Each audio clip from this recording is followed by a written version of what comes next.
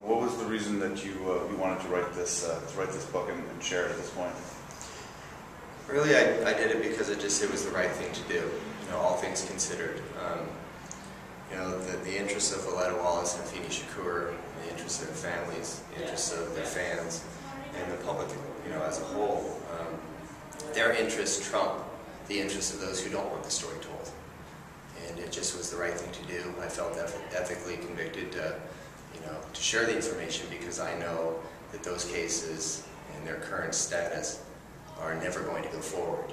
They're shelved, and the world's never going to know what we developed and what we discovered in the investigation. And so if I don't tell the story, no one will, and therefore nobody knows.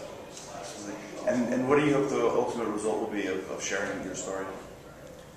Well, mainly, I mean, I would like to just vindicate the people who have been living under that cloud or stigma of being falsely accused of being involved in these things, for one. And, you know, to hold other people accountable for the things they did or didn't do that they need to hold themselves accountable for. Like for the LAPD, this is going to be kind of a bittersweet thing because, one, I think that we're going to clear up that public misperception that the LAPD was involved in the murders or that it was involved in a cover-up, which I know it wasn't the case. Yeah. So that's good to kind of, you know, to vindicate them on that public misconception. But at the same time, they need to hold themselves accountable for the negligence and the maybe incompetence of which precluded us from solving the cases. So that's just something I'll have to deal with.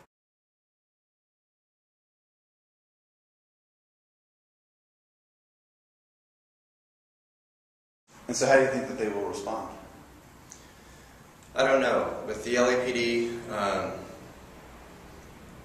hopefully, they'll live by their own standard, and that's to be transparent and hold themselves accountable and say, hey, this is an area where maybe we did fall short, and maybe we do need to make a public recognition of that. I worked for 5 different police chiefs while I was there. I could say that of those 5, the current police chief, Charlie Beck, is the most likely to do that.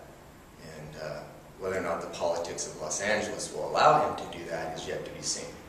But I've sat down with Aletta Wallace, who I find to be a very gracious lady, and this whole thing about holding people accountable, this is not a money thing, I don't think. In my opinion, she just wants everybody to, take responsibility for what they did or didn't do.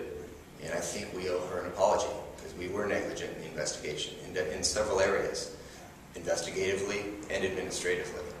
And she deserves an apology. And why not give it to her? And I think maybe then we can let the investigation rest in peace.